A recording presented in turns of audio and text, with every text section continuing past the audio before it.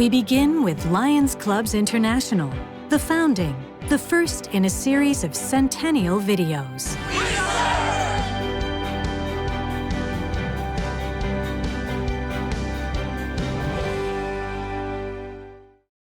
1917, a pivotal year in history, a time of immense social and political change.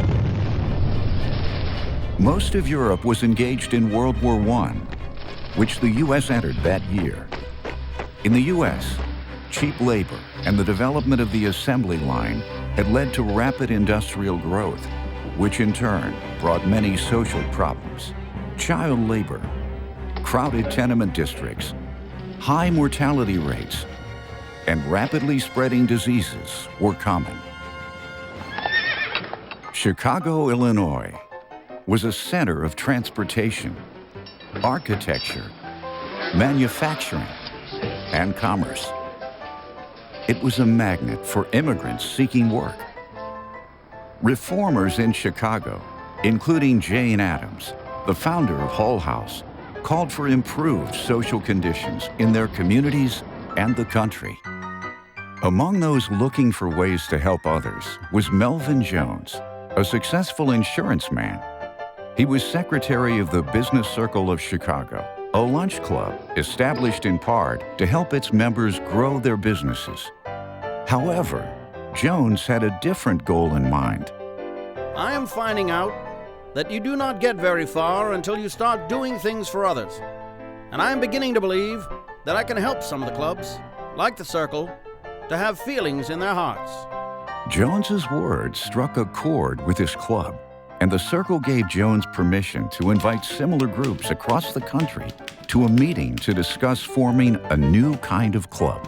We are now seeking to make our organization international, and write to inquire if you would affiliate with us, and at some future date, we can adopt bylaws and a name that will be suited to all. June 7th, 1917. The first meeting was held at the Hotel LaSalle in Chicago. The Chicago Business Circle and several other groups attended. Dr. William Woods led a delegation called Lions Clubs to the meeting. This group had been registered in Indiana since 1916 and had clubs in a number of other states. Melvin opened the meeting and shared his vision for the new club. The attendees were receptive. Dr. Woods suggested the groups adopt the name Lions and pay dues of $1 per member semi-annually. Melvin and the others seized the opportunity to merge the existing clubs into a new, bigger, stronger organization, and the lion was the perfect symbol. Immediately, Melvin began a letter-writing campaign to attract additional clubs into this new organization, more focused on serving others. In August, Melvin and the members of the Chicago Business Circle formed the Lions Club of Chicago, now the Chicago Central Lions Club. October 8, 1917, the first convention of the International Association of Lions Clubs opened in Dallas, Texas, in the Adolphus Hotel. Delegates from 22 Lions clubs in 9 states voted to keep the name Lions and adopted the logo of a lion holding in its mouth a club inscribed International. They also approved a principle that has guided Lions clubs ever since.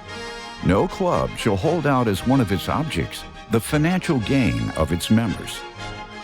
Dr. William Woods was elected president. Melvin Jones was named secretary-treasurer and authorized to establish a headquarters in Chicago. At the end of the Dallas convention, the new International Association of Lions Clubs had 800 members and $72 in the bank.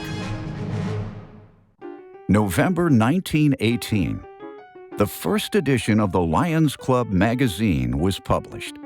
It contained a copy of the Lions Code of Ethics, which required a lion to aid my fellow man by giving my sympathy to those in distress, my aid to the weak, and my substance to the needy.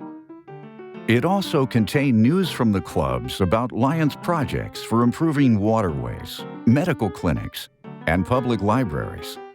Lions were also active with many youth projects, including fundraisers for children's hospitals and Boy Scouts.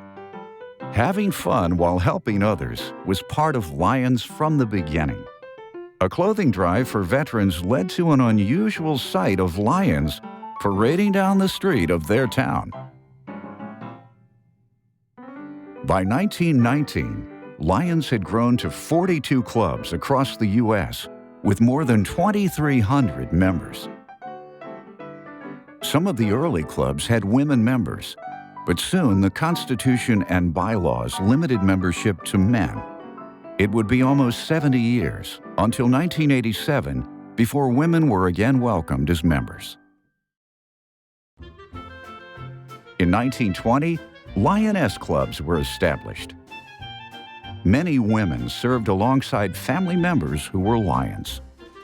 Also in 1920, in Ontario, Canada, Lions established the Border Cities Lions Club, now called the Windsor Lions Club. It was then that Lions clubs became international.